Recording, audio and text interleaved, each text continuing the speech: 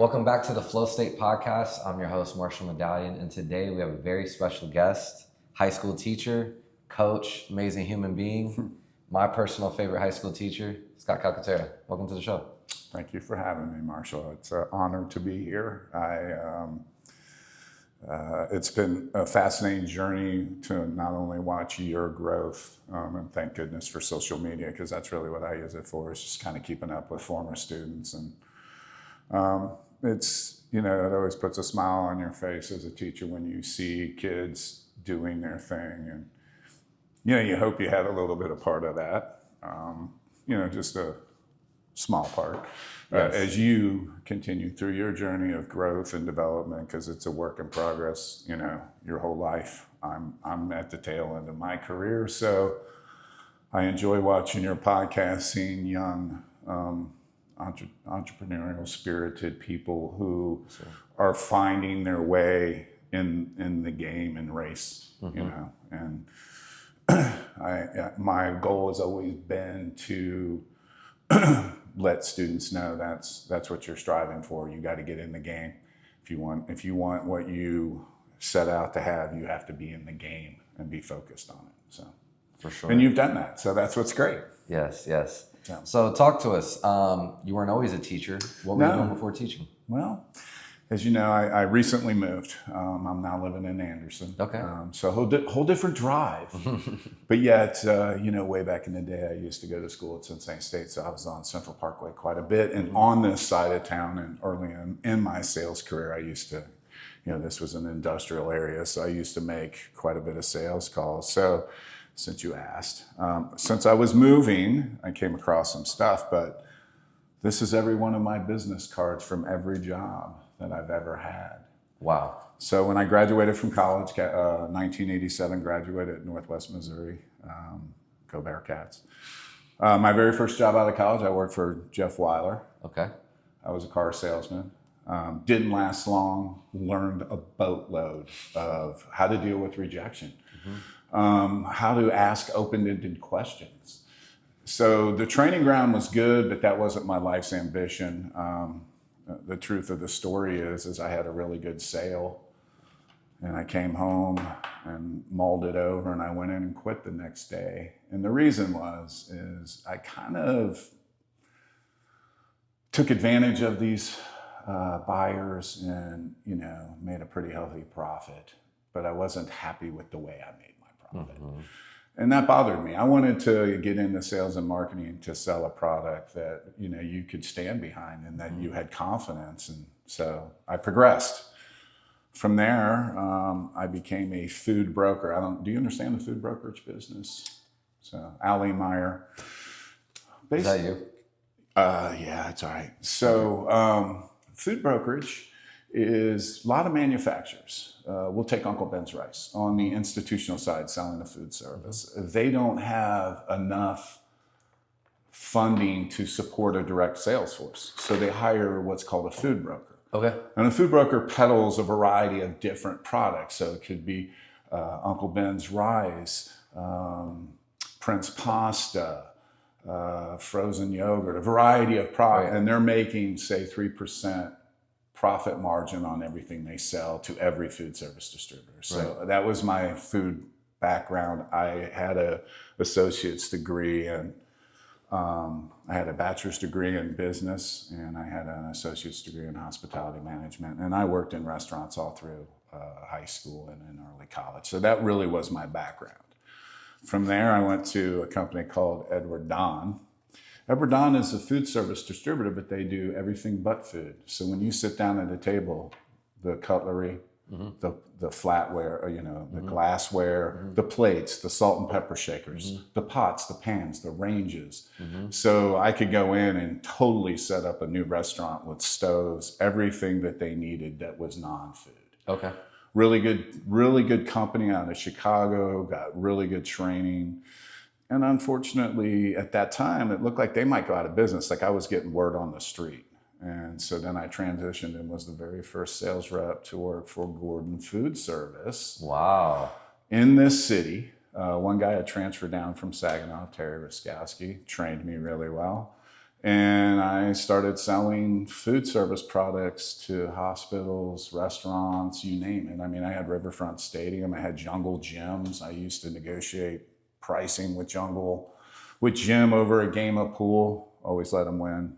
They changed their logo. From there, I took the big leap. I was in distribution sales, but I wanted to progress into being a manufacturer's rep. And so I went non-foods with my background from Edward Don, and I was working for James River Corporation. And on the retail end, you would recognize them as Dixie cups, Brawny paper towels. So I was selling towel tissue, printed napkins through distribution, working with local sales rep, distributors like I was. And we would go in and make sales call together. So that was James River. They are now Georgia Pacific. So I got a great opportunity. I moved, by the way, in this job, I moved from Cincinnati, Ohio. I lived in, believe it or not, I lived over by Deer Park at the time. I took this job. I moved to South Florida. I was 30 years old, didn't know a soul. Pretty big risk, you know, you're like, oh. But I had the time of my life. It was a great job. I got a great offer from their competitor and moved up to Jacksonville and went to work for a company called Wisconsin Tissue, owned by Chesapeake Corporation, doing the exact same thing. Man, what a market. I had a blast. Jacksonville, North Florida was incredible.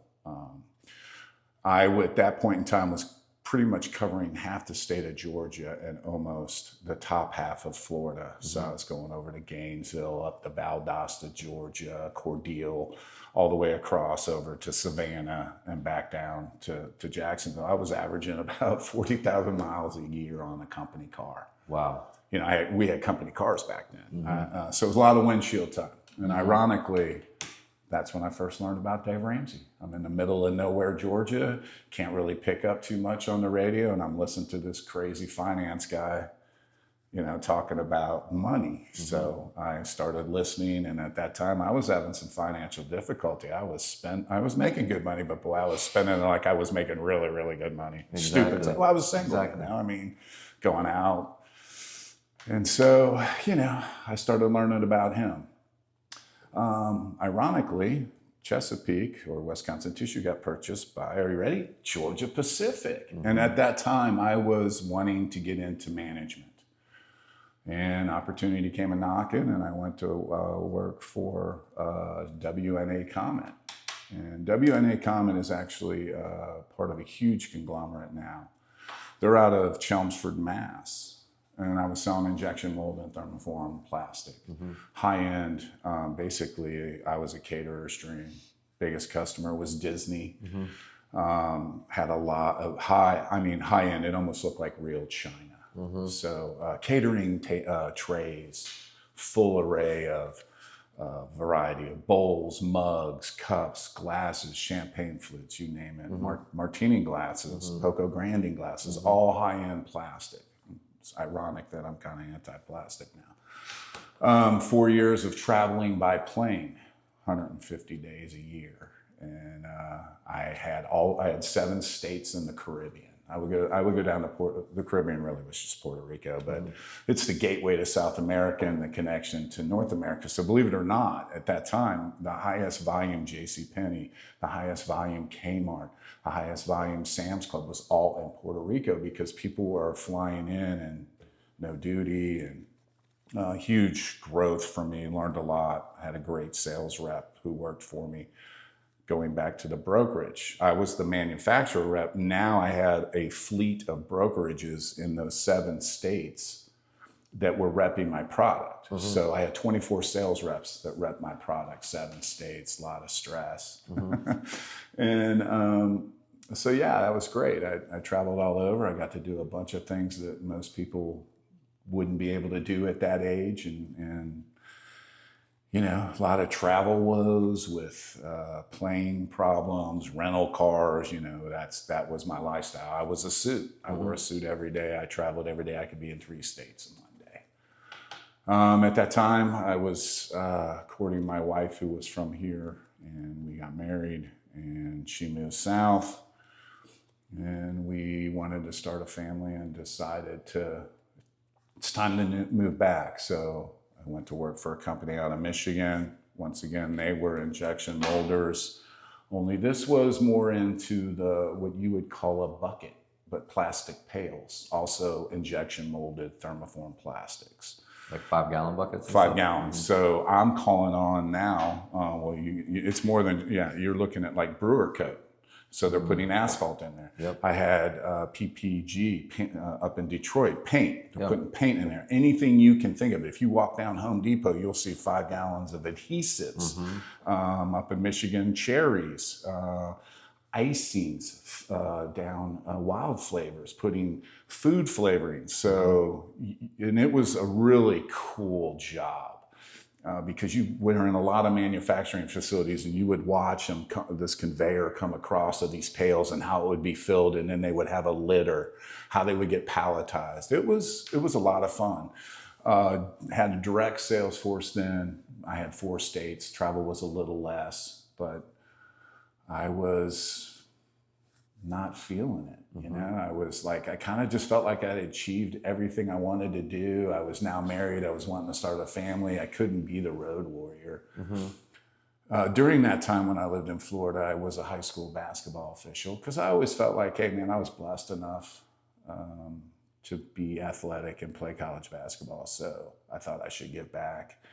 I learned a heck of a lot about basketball as a basketball official. One of the hardest tests I've ever taken, because they give you these scenarios of what ifs that you may never see in your career. But boy, if it does, you got to know what you're supposed to do. I also, at that time, before I was flying a lot, a good friend of mine who played college football had a daughter, Caitlin, rest in peace. He asked me to help him coach. And I'm like, dude, I've never coached. I mean, I know the game. But so I started coaching. And I loved it, and it stayed with me. And so at the time I was here working for Letica, which is part of Berry Plastics now.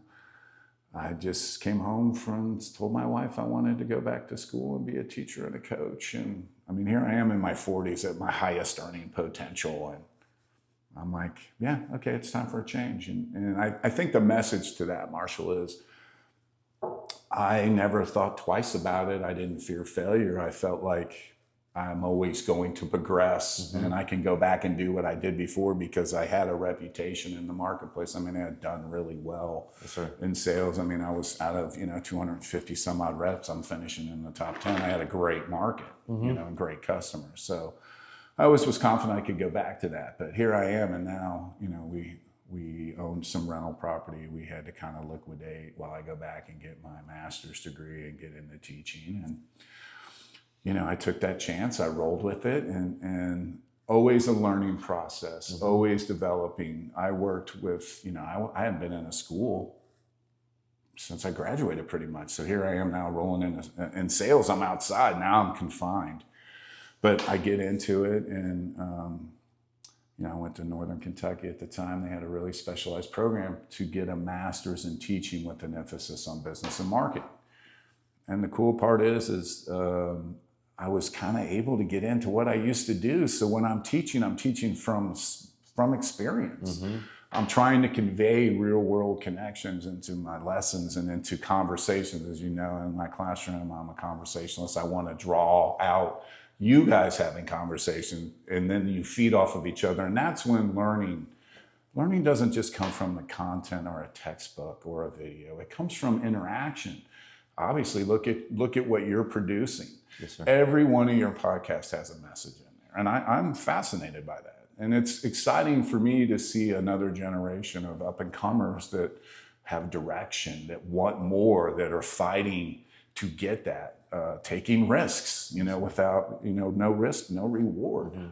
So I'm blessed that I've been able to kind of be on a journey that took me in a different place. There is no way in 1987, as I graduated from college with an undergrad, if you would have said, hey man, when you're 40, you're going to be an educator, I would have been, right. My whole family was in sales. That's right. What we do. I mean, everyone in my family was in sales. That was my upbringing and training.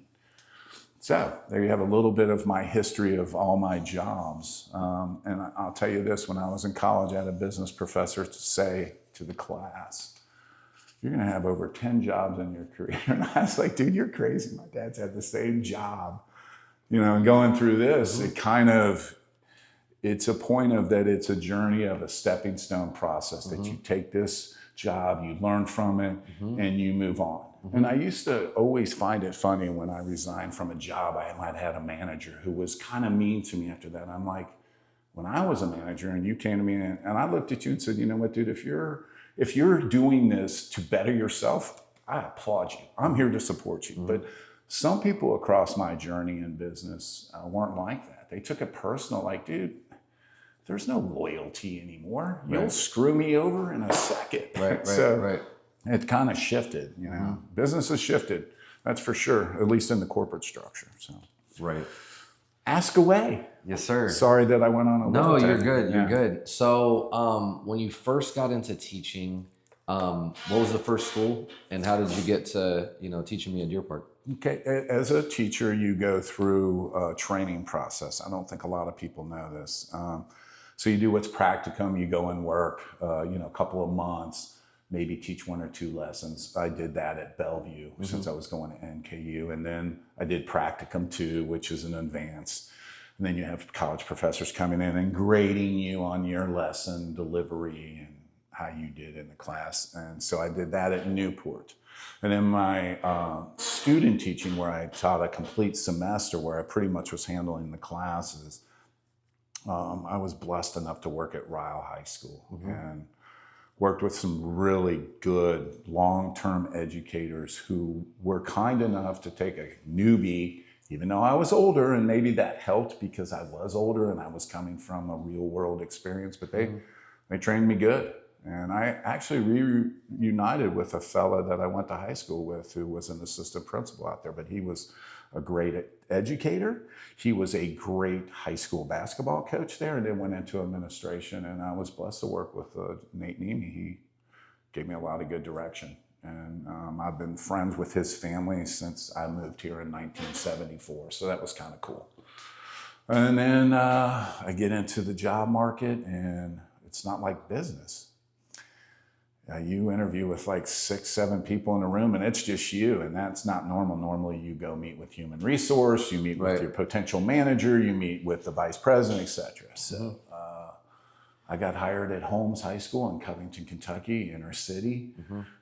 At that time, it was 98% free and reduced lunch, 24% IEP 504, and about 18% actually classified as homeless.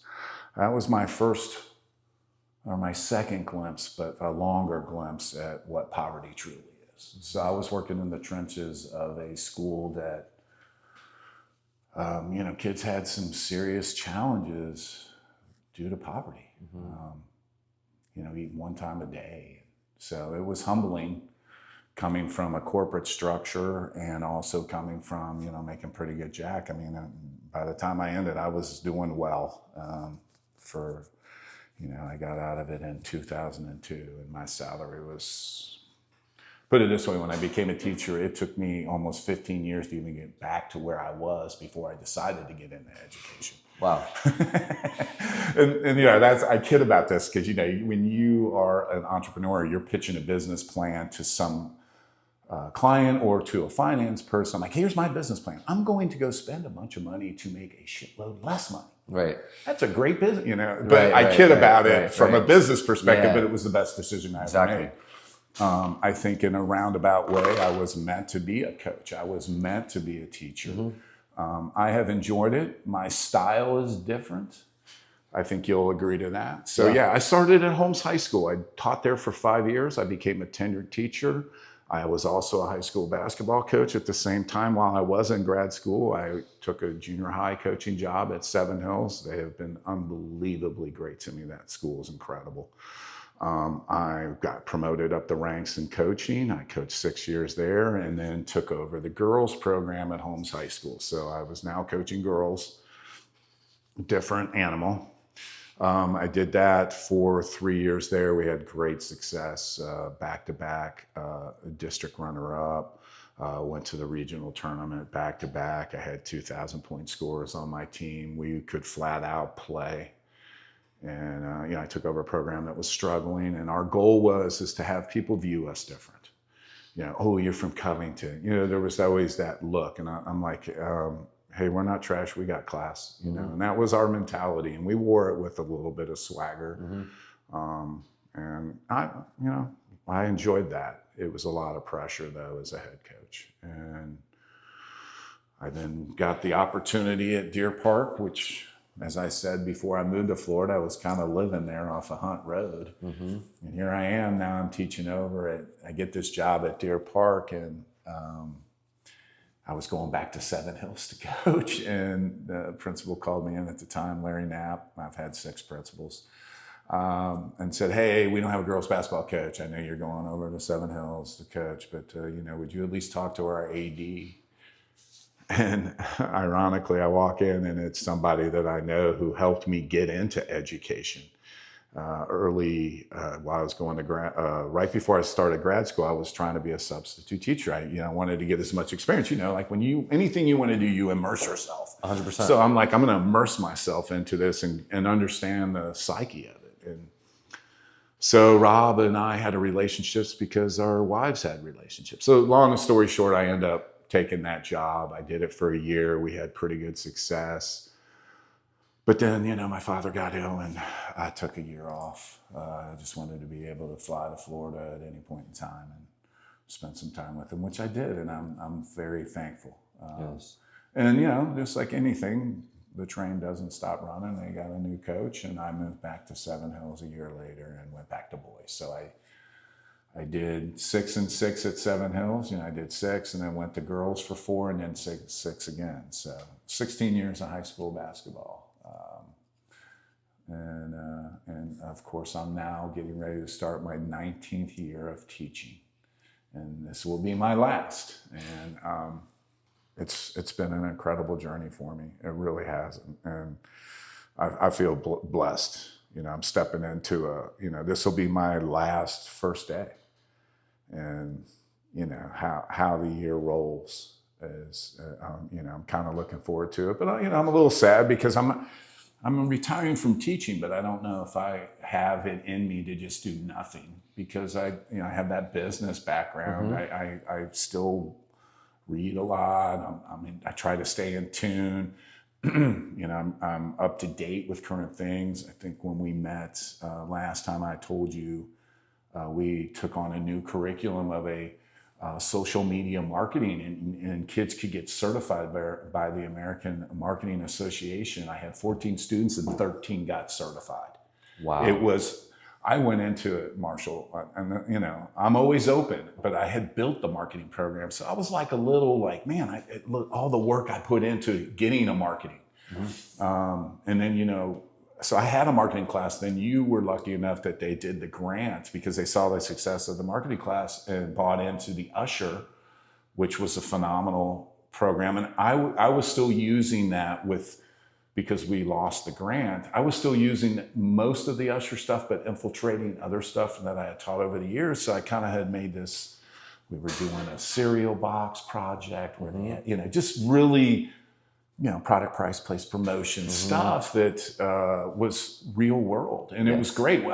Kids love it. I still have kids tell me, man, that was my favorite class. And I think you'll say it too, but 100%. It had progressed just like anything. I'm always trying to make it better. I'm always trying to get feedback as to maybe I could improve this. So, our assistant superintendent came to me, our curriculum director, and like, hey, we've had this opportunity because in today's education, it's about seals and it's about certification, which is great because in today's environment, and I love entrepreneurship, but very few go into it without having some background in something, like in some kind of job. Like you're learning as you go, and then there's few people that go out and immediately start a business on their own and have success, but usually got to get some kind of training, some kind of background. So, you don't go open a restaurant usually unless you've worked in the business. Right. So for them to get the certification, it was cool. I learned so much from my students with that class. I wasn't doing hashtags. I'm not Instagram. I am Facebook, and that's it. And I'm not a huge poster. Right. You know, I see what people are doing, and I may make a few comments, and I'm on there, you know, limited time. I got so much other stuff going on. So I learned a lot from my students, and we did it as a group. Right. You know, like kids were struggling. I said, okay, let's just pivot here. And that's what teachers do. Teachers are the masters of pivoting. It's unbelievable to me.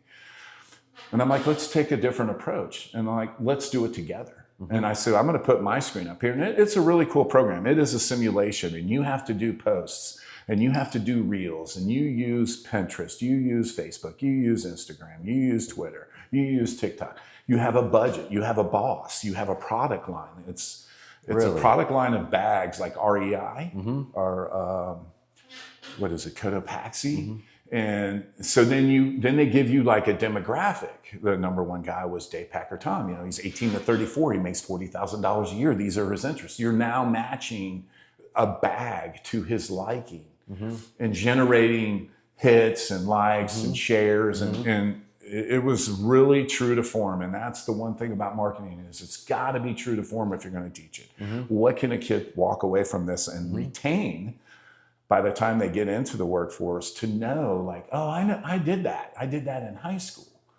So it was a huge success, you know. So yeah, grown the finance, that we've really moved in that direction. That is a graduation requirement, thank God. Money, I mean, you and I have never had conversations about finance. You didn't take my, back then I had accounting, personal finance, but I didn't have you in that class. And that's one of the things I probably take most pride in, Marshall, is trying to teach kids about money, trying to teach kids to not do what I did. Right. You know, and it's simple. Money is simple if you decide to stop living above your means. Correct. So we can talk more about that, or you can ask more questions. Yeah, no. Yeah. Just curious, are you guys doing the social media marketing class again this year? Or? Oh, yeah, absolutely. And the problem was, unfortunately, we bought this program. The credentialing was included. All these states are now requiring credentialing. And so this company got purchased by another company, and that company figured out, oh, the credentialing is where the money is, and our price went way up. So kind of similar to my finance class, which is sponsored by Garth Truder at Chick-fil-A in Kenwood. I know the Truder family. Great family. Yes. His son goes to school at Sycamore with one of my friends. Yes. Yeah. And their older son, Seth, actually graduated with my daughter. So we knew them outside of our business relationship. Nice. But he totally funds that. And he funds it. He will tell you, he's been to my classroom, and he will tell my students. He funds the social media No, he comes in for finance. For finance. They have a program called Chick-fil-A Leadership Academy, and that's like an extracurricular class, and they come in and sponsor it, and it's building leadership qualities. Okay. He also, and they pay for all that, he also sponsors our Dave Ramsey curriculum for our personal finance classes. Okay. And he has come in, and he brings coupons. Yeah. He tells a kid, and he brings his wife, who I love. Erin is just incredible. They tell their story and how they had financial issues and then got into Dave Ramsey, because Dave gets through a lot of charitable work at churches with the program. Of course. I grew up on Dave Ramsey. Yeah, and so he'll flat out say, man, I wouldn't have a Chick-fil-A franchise if it wasn't for Dave Ramsey. And we talk a lot about that, and he is so supportive. And so it's been a great journey because we had it. COVID hit. First thing to go away I was using what was the name of it? In fact, I just came across them at our house closing. But they were a credit union, and they sponsored it. Originally, it was Fifth Third. Dave and Fifth Third had a problem. Then I had this credit union. Then they went away. Then I didn't have sponsorship. And so I had to create the curriculum, which is just hours of work. And then, lo and behold, our superintendent called me and said, hey, I got a sponsor for you. And the first thing I said is, it's got to be more than 1 year. I'm not going to buy into Dave Ramsey stuff again and then have it go away in a year. That just doesn't make sense. Right. Garth, I think, just re-upped for 5 more years. Wow. Shout out to him. You know what I'm saying? Like, he's investing in our kids. And as you know, he's a Sycamore community person. Yeah. No, I always see him talking to clients. Like, I go over there on my break. And he's very involved in the community. He's tried to get it in Sycamore, but he because he hires a lot of Deer Park kids because they're in Kenwood Mall. He is so supportive of our kids. I can't thank him enough. Right. So shout out to how that has worked. And now we have other teachers. Was Mr. Gergen there when you were there? Yeah, of course. He's going to be teaching it this year because Nice. they're transitioning me out. You know, they got to prepare for life after Mr. Calcaterra. So yeah, no, I'd love to. I mean, just even be a fly on the wall in some of those scenarios this year. I kind of want to, you know, they're always welcome in my classroom. I have students come back, and I enjoy it. I like having students just observe because I've had former students come in and go, "Wow, did I act like that?" You. Yeah. All kids are the same. Yeah. And I will find you that video that you're in with Landon. And you showed it to me, but you got to send it to me. Yeah, I will. I when I get back in school mode. So let's talk a little bit about how the environment has kind of changed in the classroom. And like you said, there's things that have stayed the same. Obviously, teenagers are going to be teenagers. Right. But now with the phone and social media and you know, the lowering of attention spans. I know we talked about it the last time a little bit, but you know, share with the audience a little bit about how you've navigated that. And you know, obviously it's problematic, but there's also things that it could possibly help with. Maybe like, you know, if you use it for the right reasons, like you guys are with the marketing. Talk a little bit about that. Well, one, you did touch on an interesting subject because I got, as I said, I'm going into 19 years. So in 2008 is about when texting started to become available. And you would hear the phone ping and like, you know, what do you do? Like, because it's uncharted territory. And then obviously as technology has developed, it is a distraction. You know, we started out with how do you manage it from a managerial standpoint, because you have parents giving, you know, administrators a hard time because they need to have access to their kids. But I also had situations where I had a mom texting a kid and I knew the parent in class asking what they were at the mall, like, hey, what's your shirt size? I called them on the phone, like, you disrupted my class. Like, I just didn't think about it. You know, it's like we're so used to the phone. It was really bad at one point in time to where teachers were getting out of teaching because I'm here to teach, man. Right. I want you to find, I get it. I wish high school was more like college, like it's everyday routine versus like a college experience is I go to this class Monday, Wednesday, and Friday. You know, I can pick the hour. It's just different. And so in some ways, high school is too structured. Yeah, I think it's getting away from it a little bit. A little bit, but so moving on with that, we had no phone policy. It was a nightmare. Then we installed a phone policy in the last 3 years. We started out with Yonder pouches, but you know, my latest administrator, who I really enjoyed working with, John Vandermeer. A lot of people might know that name. It's related to the Reds and a Hall of Famer. But anyway, John took a stance, and we haven't had a problem. Less bullying, test scores are up, more students are engaged. And, you know, I mean, I'll be honest with you, through that transition, I've always said the same thing. It's about balance. But, you know, prior to having the no phone policy, I would just randomly do screen time tests. And talk about that. And I'm transparent because, you know, I want people to know that, hey, yeah, I'm on social media, but what I love about screen time is it shows you what you're on and how many minutes. And so mine is always a message because that's how my family communicates, is texting. So for a while, I had a student who was in 8th grade at the time. It was 88 hours. Wow. In a week. And I'm like, you just worked 2 full-time jobs and didn't get paid. So I'm planting seeds. You know, later as that goes on, and I still have this student, and she's now going to be a junior.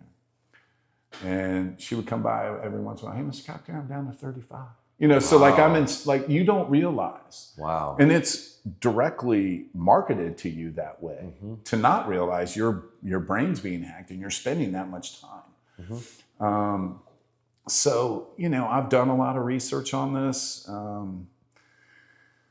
Social media is evil in some ways. It's a great tool, but it's also created a lot of problems. And any good thing has a negative side, and it's about parent involvement and management, knowing how much time your kid is spending, having parameters.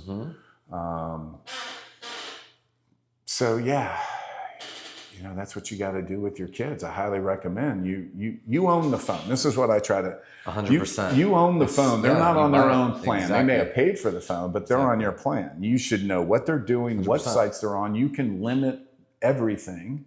I do. and parents don't even know that. Some parents don't know about screen time. So I'm trying to educate. I'm always planting seeds, man. I'm always trying to plant seeds. So it's been tough, but it's been better the last 3 years, that's for sure. And I like to think I'm engaging enough of a teacher, but I will tell you this. I know for a fact over the years, I had someone who FaceTimed during my class lecture, because if you remember my old classroom, they had those walls, and all the phone addicts want to sit over the wall so I can't see them. Right. And, they're there, but I can usually tell. But, I say the same thing as time has gone on. Look, I don't want to be the phone cop.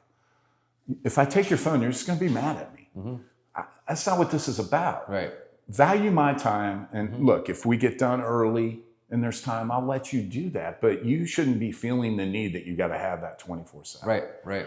And just trying to educate kids on the pitfalls. And I think I've done a good job of that. I have to teach cybersecurity. It's part of it. You blab all your daggone business out there. You can't post these pictures and not think that when you go for that $75,000 job, they're gonna review your background. Right. You have to be aware of, in today's game, how many times you're on camera, and also what you post stays.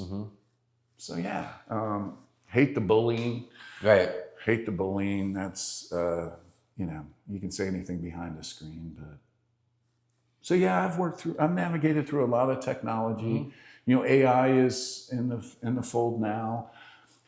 It's pretty easy to tell. And I've busted a few people, and it's like, look, I know your vernacular.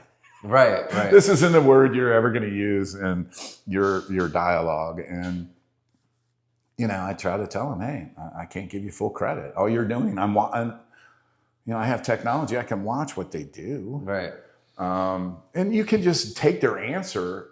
I mean, I've literally watched on their screen someone copy and paste the question and then go get the answer. And it's mostly for finance. And the funny thing about it, finance isn't, the context of the vocabulary term doesn't mean the same thing across different meanings. You know what I mean? I'm like, that's not how Dave intended it. So I can tell right there your answer is, generated from AI. We do have a lot of problem with it. It's always going to be a cat and mouse game. And it's prevalent in college. My daughter and I talk a lot about the consequences of getting caught cheating. And, kids, unfortunately, in some ways are going to always take the path of least resistance because they look at that as busy work. And I get that to a certain degree, but sometimes busy work is important. It's teaching you other things. You just don't know it. Yeah. Somebody that I look up to told me that all work works. It's either working for you or it's working on you. And I think you're exactly right. There's some things that you just kind of have to learn. But I also think that I think school is a perfect example, college, a better example of, people try it and it's not for everybody. And I think that, there's nothing wrong with understanding that if you're already checked out and you're trying to find an easy way to get through it and you're not, feeling it, that, there's other options. But unfortunately, a lot of people I talk to, instead of kind of how I went about it, and it was a rough road to get here, but, or just a lot of lessons learned, is that they haven't even explored the possibilities. And I think that that's one thing that you did a really good job at. And I think high schools are starting, this is what I'm saying that's outside of the normal structure these days, are the electives or the niche classes are starting to really open up possibilities, as opposed to like back in the day, they used to have like wood shop and, mechanic and all that stuff. And I mean, there's still the oaks. Metals. Exactly. And drafting, because that's what I took. I took, well, they called it graphic arts, but it was You were actually doing silk screening. You were developing film, if you can imagine that. You know, I had to be in the dark room with the red light. You know, the whole process. You had to do it. Take the camera apart completely in the dark. You know, and sometimes I wish that stuff came back. And in a way, it is like you're saying. We do have more and more electives. That's one of the things I can say about Deer Park, man. Is for such a small school, I work with some really good, dedicated teachers. Yes. And very good teachers. You know, these people aren't slacking. They're working. They're trying to give the best that they can in service, you know, their customers, so to speak. But we have more and more offerings. I can present a class to get added. You have to, you know, you have to present it to administration, then at the board. That's how I got our Finance 2 class approved, was I pitched it and what the benefit of it would be. And they're like, yeah, that makes sense. Let's do it. We have history through film. How about that? Learning history through film. What a fun class. A different way of teaching. I love that. So yeah, we try to stay cutting edge for such a small school, but the direction has changed, man. And you know, you talked a little bit about the transitioning of things like technology and AI, but what we also have to look at is behavior, mental health since COVID. Right now, the trend is enrollment is down across the board everywhere.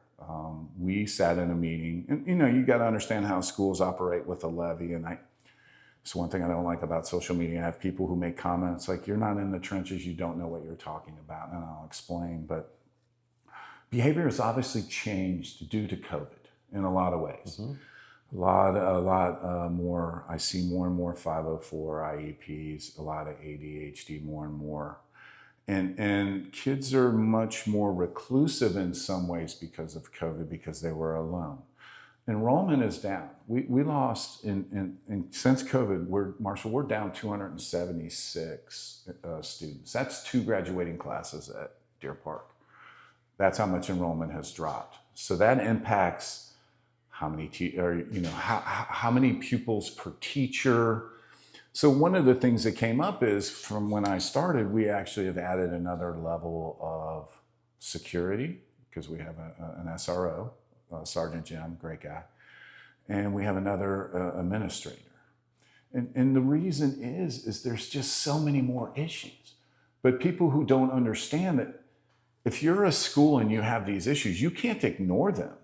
That costs money. So when they're asking for money, I get that you're on a fixed income, and I get taxes. I do. I had a kid in school too. I had to do all the same things, and levies and bonds, but man, behavior has changed. And you know, that's the thing about a teacher, is you got to wear those hats. You got to be able to, you know, I'm always also looking for that kid who's flying under the radar to make them believe in themselves. Exactly. You know, like, and that comes from my personal experience. You know, when I was in high school, I'm old. I turned 63 this summer. They didn't have ADHD. There wasn't inclusion, man. If you were a special need, it was called special education. Now it's special needs. A student with special needs. You don't ever say, you know what I mean? You don't label them. You want to include them. And I've had some great kids over the years at Deer Park. Let me tell you, they worked their butt off. Yeah. But I would have been labeled ADHD. I was not a good student. Same. I probably, you know, remembering back to when I graduated, we had 310 kids in our graduating class. I graduated like 302. I barely got by. And it's just because I was a fidgety kid. I couldn't concentrate. And then, you know, I worked my butt off all the way through. You know, I didn't do well my freshman year of college. I basically got kicked out. I started back at Cincinnati State. I just stopped going. And then luckily, their coach said, man, I'll get you through, got me a basketball scholarship. But having learned all those things along the way as a teacher, I now look back at me and go, I'm like you. Exactly. I sat in your seat, and I'm coming from a place of, you can do it, man, because I did it. And if I can freaking do it, you can do it. You just have to decide. And you have to have a lot of patience and a lot of scars on your tongue, because sometimes you want to say stuff that needs to be said, but you can't. And you're trying to build that relationship. I mean, education or business, it's always about cultivating relationships. And But we have a lot more problems, a lot more issues.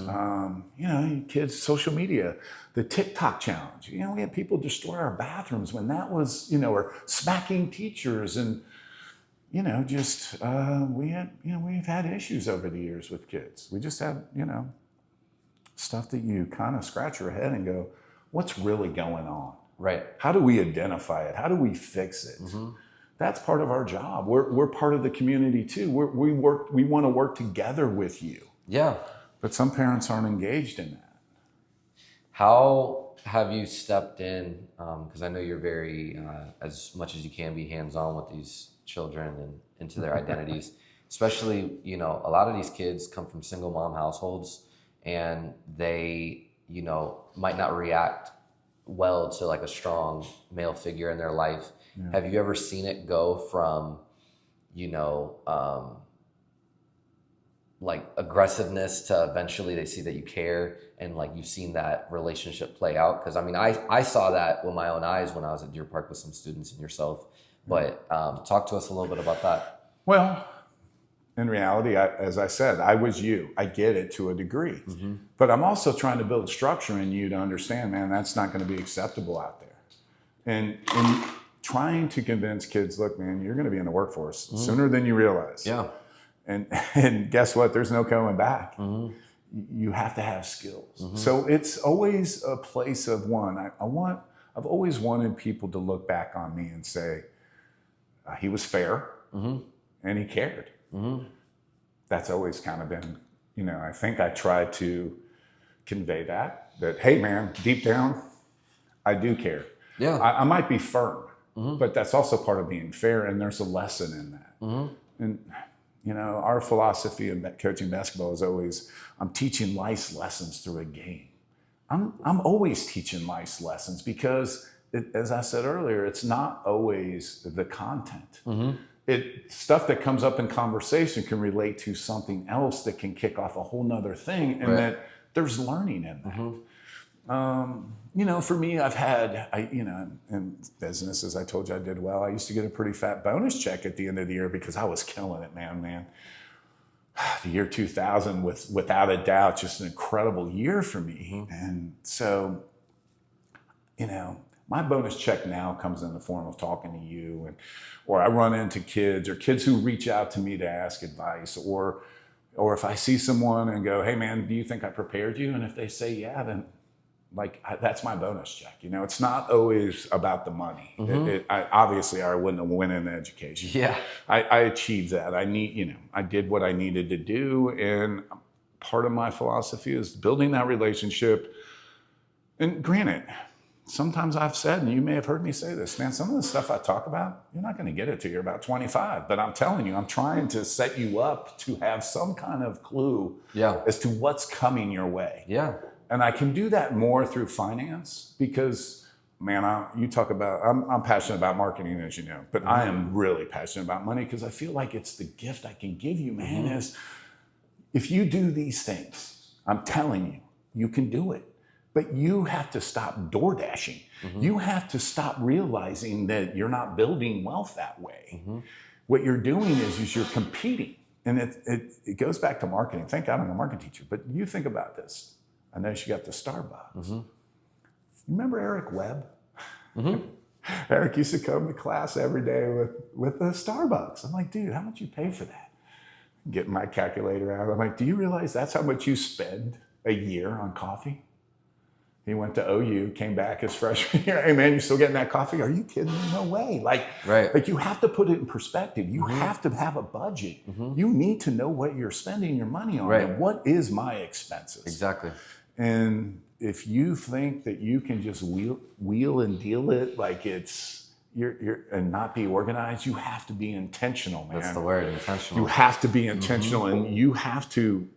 And it happened. It's not going to always happen in high school where it clicks on. It's when you get in the game. Exactly. And you're like, damn, I didn't know it cost that much. Like, we went out to dinner the other night, and I'm always like I could go on and on about this.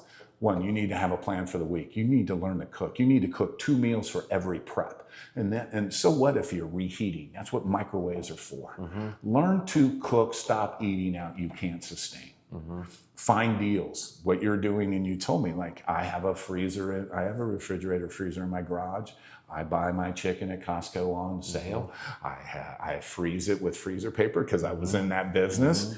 And I label it, and I have a system. And my wife and I sit down on Saturdays. We go through the week's schedule of what everything we're going to do, and it's our business meeting. Like, this is how you have to function as a married couple. We're Team Calcaterra, man. I love that. And we have 2 months of calendars on the refrigerator, and we sit down and we do our thing early in the morning on a Saturday. My wife does the groceries, I do the other stuff, and this is how we function. And you don't, as you progress through life and your journey, these things do take place. And if you can have that focus and stick to the budget, look at what you're spending, invest, Roth IRAs, and I could go on. And, once again, here's that full circle moment. I was at a graduation party this summer, and, the former student's dad came up to me and goes, I just got to tell you a story, dude. I'm driving down the road with my daughter the other day. We're setting up stuff for college, and she looks at me and she goes, Dad, we need to set up a Roth IRA, Mr. Calcaterra.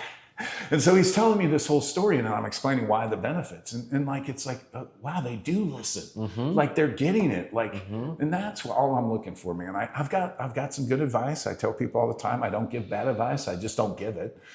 But I'm just trying to give you stuff, to give you pointers so that you don't stumble and fall like I did, and that you can live the life that you've dreamed of. Right. And, you see kids who, as you mentioned, single family, and some of my best students in that class are the ones that struggle the most because they don't want it. They don't want to live that life that they see.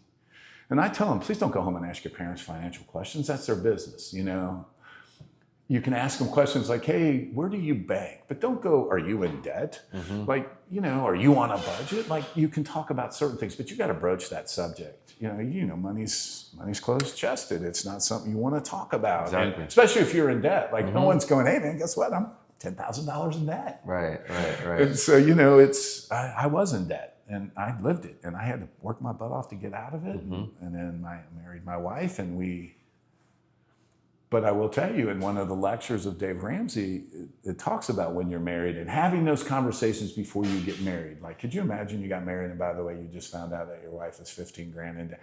Instead of, you got to have that. And I had a student say, hey, man, it's going to be my money and her money. I'm like, it's not going to work, dude. Right. Are you going to remember who's paying the mortgage and who's doing the Duke Energy bill?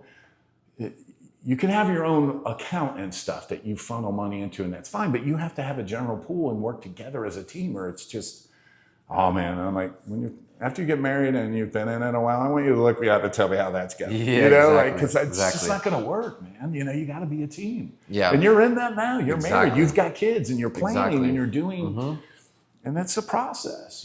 It's a process. So I call my wife the CEO of the house. Yeah. And that's something that, like you said, you got to have those meetings, sit down, plan, edit, adjust, reflect, and see what you can do better. Because my mentor told me that about my barbering business, is that, I was treating it a little bit more like a hustle.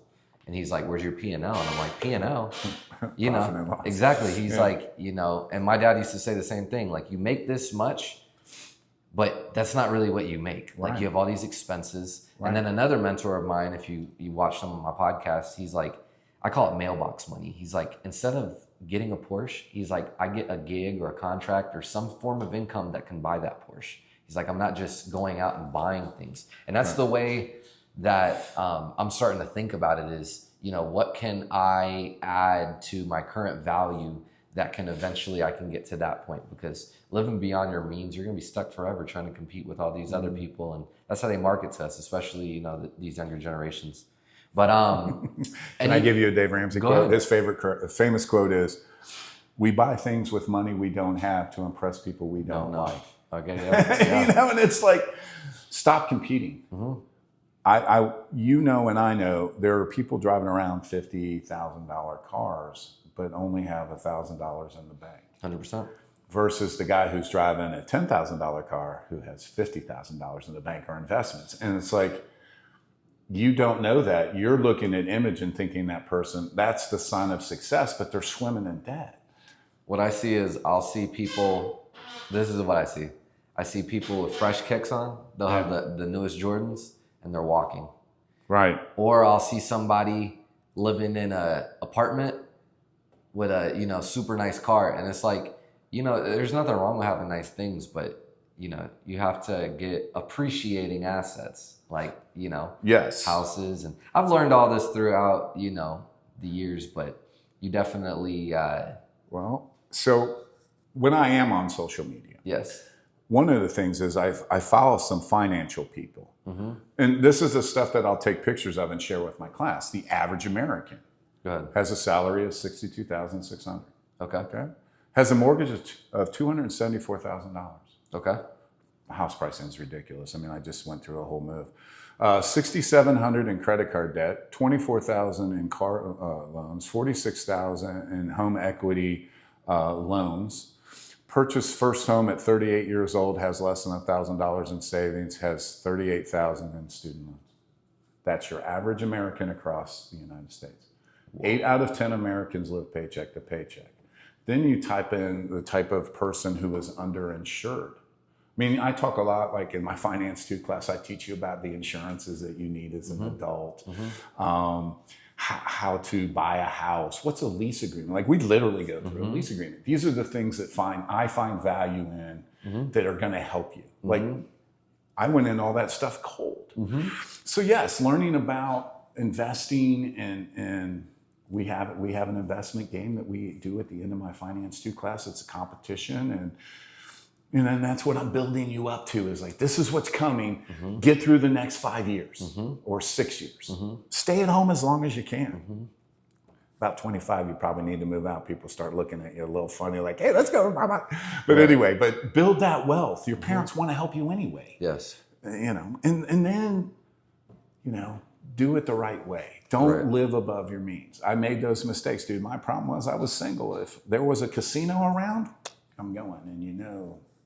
And I mean, money won is twice as sweet as money earned, but I wasn't winning all that much occasionally. But, what else is there to do? Cheap entertainment. And, I was calling on the property anyway. So it's stuff I did as a single person, and I got in debt. I bought, just stupid moves, but I learned from that. And that's what I teach. Like I've bought a car all 3 ways. I've paid cash, I've done a lease, and I have had a loan. So when I'm teaching that, I'm telling you from experience. Yeah, but I know I have friends of mine. They'll lease a car their kid's sophomore year for 3 years, and then when they get off to college, you can't have a car at Ohio State, so they're done. If that works for you, who am I to say that's wrong? Right. There's some people that always like a new car, and for those people, it makes sense to lease. It does, but building equity and. The best way is to buy a good, reliable used car after the depreciation has moved off. And as you said, you want to buy appreciating assets and get rid of the depreciation. Exactly. So wow, it's fascinating. I enjoy talking about this stuff, and I'm glad that seeing your growth and having this kind of dialogue. I couldn't obviously have this kind of conversation with you in class. But I also think I'm hip enough to have conversations about music or anything. I like to get off tangent in class and just talk about what makes you tick. Exactly. What is your dream? What is it you want? How do I help you achieve it? Exactly. Take those goals, take your negatives and make them strengths. Right. I mean, we all have weaknesses and no one is perfect. So how do I make that a strength? And how do I learn? I mean, I was a lot like you. I was a sponge. I'm taking it all in. I was blessed to be around some really good mentors, some really good business people. My boss, Wharton School of Business, I learned a ton from him. And he really taught me salesmanship and how to open a call, how to close a call, and the technique of sales, and how to be a service sales rep. How to investigate, to get information, to place a product that fits a need versus your short-term sales rep who have an idea going into the sales call before they ever go in, I'm going to sell this product. I always enjoyed the psychology of selling. I mean, I used to do some crafty little things. I would have a new product, you know, that was not too large. I would just go in, make a sales call and put it on the desk and never talk about it. Because guess what? Curiosity, that guy's going to ask me, what is that? And so, I try to share. That's what I can share in the classroom. And I hope that, like I said, that my former students that, you know, maybe there's a few that I butted heads with, but overall, I feel like I had pretty good relationships, and that I hope that, you know, you felt like you got something from me, and that you valued that, and it helped you. Yes. And that, you know, like I said, I was fair, and I can walk away in this profession feeling like I did it right. I feel like I did it right. I tried. Well, with me, you did. I'll say this: seeing what you've seen out of my podcast so far, what is your assessment? What would you like to see? Just as somebody that's watching it, and, you know, somebody whose opinion I take, you know, very seriously, what do you like about it? Well, one, I've been impressed with the stable of quality of people with a variety of different journeys. You know, of course, my wife was actively involved in Fleet Feet, so that podcast really resonated with us because we kind of knew the story. And you know, we also were in a time when that didn't happen. There weren't independent, you know, running stores or having running clubs. And, you know, that tied in. My wife ran in the very first Flying Pig. Wow. So, you know, we found that fascinating. I found everyone I've watched, I've learned something myself. And like, in a way, I was a little intimidated to come down here because part of it is I'm not in that game anymore. And I'm at the end of my journey. So that fire in your belly and the passion and I am about education. I think that comes across. But so when I watch these, I just enjoy hearing, you know, all the chefs and the McDonald's guy and the golfer and the toy guy. And I apologize, I don't remember all the names, but yeah, I think what you're doing is kind of cutting edge. I think what you're doing is also, not only are you providing a podcast, you're gaining knowledge. Yes, exactly. And that's what it's about, is like, yeah. You know, I had this mentor in South Florida, and it was really through the power over mind manipulation and how to maneuver that. And I couldn't get enough of that person. She just resonated happiness, and she just approached things differently. An example would be like you're driving down the road and, you know, obviously this person's late, they're going to cut you off and you flip them off. But in reality, at that time, you have that choice.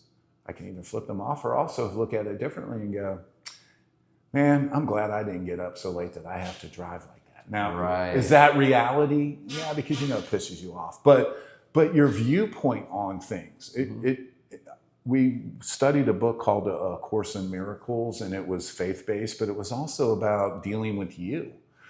And it changed my views on a lot of things and how I go about them. But yeah, I think what you're doing is fabulous. I really enjoy it. I think you're passionate about it. I think my question would be is, where do you want to go with it? What are the next steps you're thinking about? Who do you spitball with to get ideas? I think, you know, I noticed the other day you were down on UC's campus, and I don't know if that was acting or that was just a random guy that stopped you. No, it was staged, but I wanted to create a proof of concept because, like, for me, making a model is important, and that's kind of, you know, what I wanted to do before the actual school year starts, where it's not staged. You know what I mean? No, I think that's cool. And getting a different perspective. You know, I talk to a lot of people before they go to college. I talk to kids while they're in college. I talk to kids after they're starting their career. And I think I've always said the same thing. It's about exposure. And kids need exposure. And your journey through life is nothing more than exposure to all these different things. And you bank them. And they come back into play down the road. And so I think tools on the boat. Yeah, and I'm trying to tell kids, man, you need more tools in your toolkit. It's about skill sets now. It's not about the degree all the time. It's like, what else can you bring to the table that differentiates you from the competition? Because the competition's steep, especially in corporate America. You're dealing with kids from China and India. anytime you can gain, knowledge is power. Education can never hurt you, even though traditional education isn't always the best. But there's also people who are taking additional classes to benefit them. You have to be intentional. Not necessarily going for a degree, but maybe, you start out as a journeyman, apprentice, you work that process, but you have to have additional, if you want to be HVAC, you have to have additional education. So you're getting education, but I think your perspective as a student is different because it's related to what you're passionate about. When you're a sophomore in high school, you're not thinking, well, when I'm 20, I'm going to be doing this. You're thinking about getting home to play your video game, and we were all like that. You know what I'm saying? Like, you just weren't in the game yet. Right. And that's getting to the game and understanding that you're in the game. And how do I navigate through that with all the adversity, but also the other things of having a family, being married, buying a house, getting a car, saving for retirement, building the long-term plan. It's not easy. Right. I say it all the time because I'm older, but everything is about Wi-Fi and internet, and we've relied on this stuff. And somebody said something to me the other day about old school, and I said, you know what? Sometimes old school is still better on certain things. They say this generation is starting to trend towards going old school again. They're trying to do analog stuff. Well, vinyl's coming back. And I have a boatload. I have 2 peach crates full of vinyl, dude. I have every piece of music I've ever owned still. I have all my 8-tracks. I mean, that's what gravitated to you was your music, because I'm not musically inclined as far as a player, and I can't sing worth a crap. I'm tone deaf, but I love music. I was our fraternity DJ. I have every cassette. I have every vinyl. I have 45s. And when we went to move, my wife was like, and I'm like, no, some of this stuff I want to see if I can. And I have a hell of a sports card collection too. I was just about to bring that up. That's come all the way back. And so I see all these apps out there now, and I'm like, I need to check out some of these cards. And I think my first year of retirement, that's what I'm going to do. Yes. But then I'll probably get bored. And you may see me at the golf course being a starter or finding something to do, or somebody that might need help marketing or something like that. I think when you get done, give me a phone call and we'll figure out a way to package it all together. Because I think that you could do what I'm doing. I think you could speak. I think you could mentor. I think you'll probably be way more busy retired than. Well, I don't know. I mean, I've been in this transition, as you know. I just told you we did move. And part of that was part of the retirement plan. We lived 24 years, and my God, you have no idea how much you accumulate with a child. You just wait since you've got kids, man. You just collect things you don't even realize, but you find the space for them somehow. Right. Like my wife thought my barn in the back was like, a clown car, because I just kept bringing stuff. I'm like, how did you get all that in there? And then, God, I had to sell all that on Facebook Marketplace, John Deere rider, a walk behind, leaf blowers. It was a process, but so we purged a little bit. I have more to purge, but our goal was to get over here because when it was time to sell, Sycamore's a great district. And this is closer for my wife's job. She works in Northern Kentucky at Parfait Van Mel. I always had all the airheads, and I've always felt like a little bit like Willy Wonka, because kids come to me, I don't even have custody. Can I get an airhead? And I'm like, yeah, man. I try to give them out. I get them free. I don't care for them. I don't like them. What I heard? Interesting thing, and you might be able to verify this, that the mystery flavor is just leftover random. Yeah, they don't diet.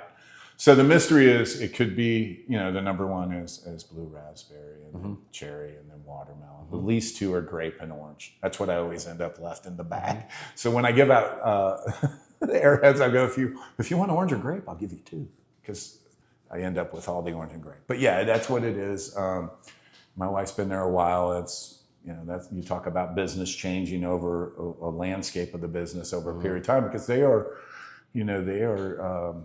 foreign owned. They're a foreign company.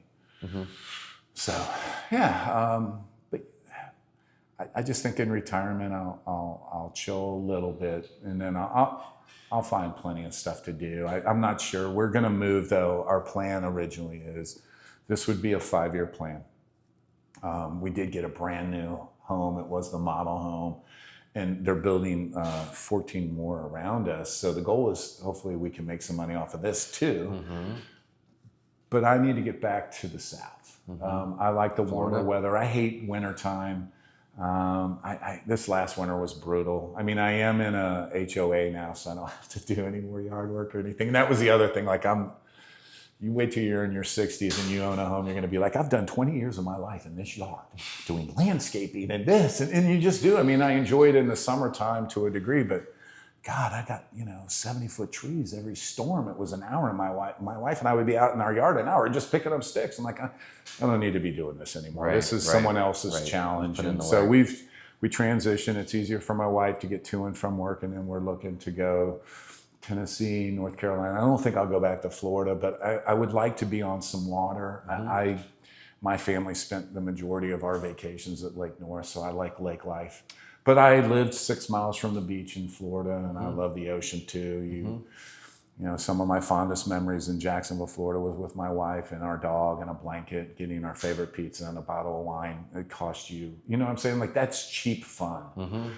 You can't put a price on that. Right. The sounds of the waves and just the chill vibe that you get, know, in a quiet little cove. And so that, I was I'm kind of an old hippie, but two, I'm also an old beach bum dude, like people who, I relate to you. When I got into education, people who knew me from business just look at me and like, dude, what are you doing? Like you were this, hotshot set. And I'm like, well, you're an anomaly. You're like me. Like, I can put the suit and tie on, but like at heart, like I just, like you said, like I'm a hippie, and I like, just being around different cultures, experiencing as it comes.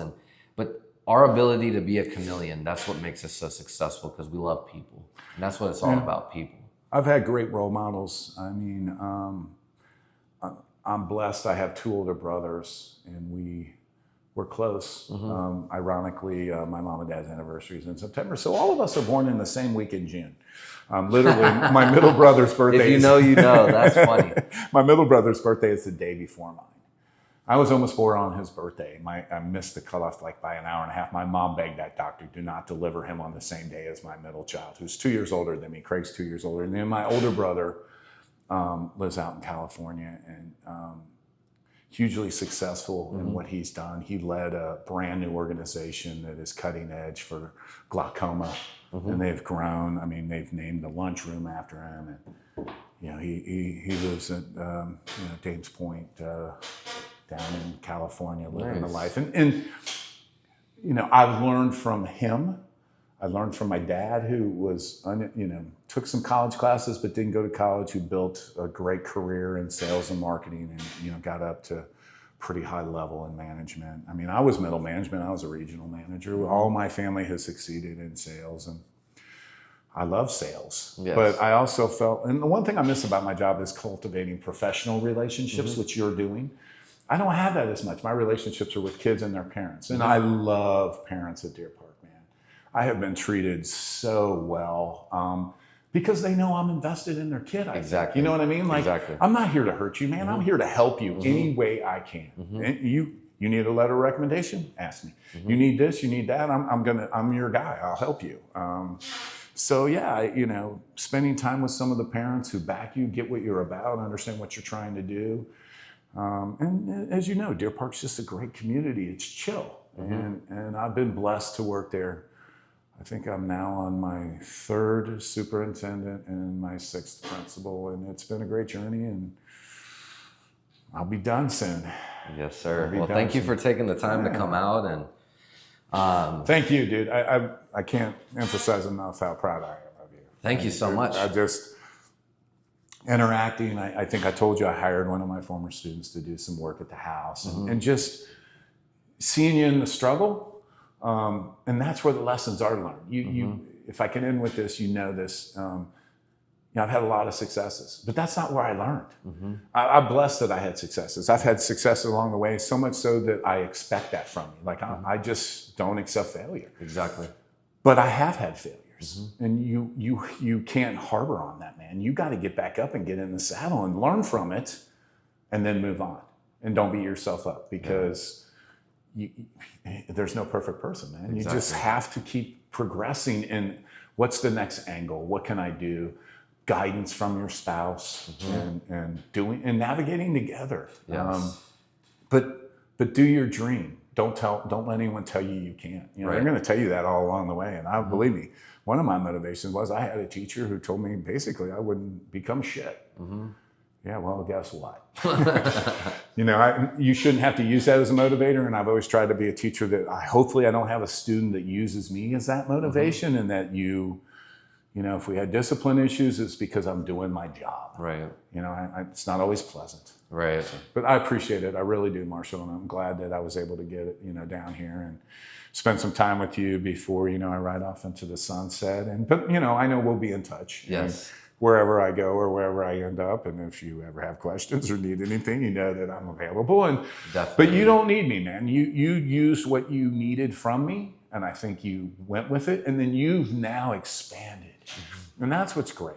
You've expanded into all this stuff, and I just think it's really cool. And I'm here rooting for you, and I'm your #1 fan.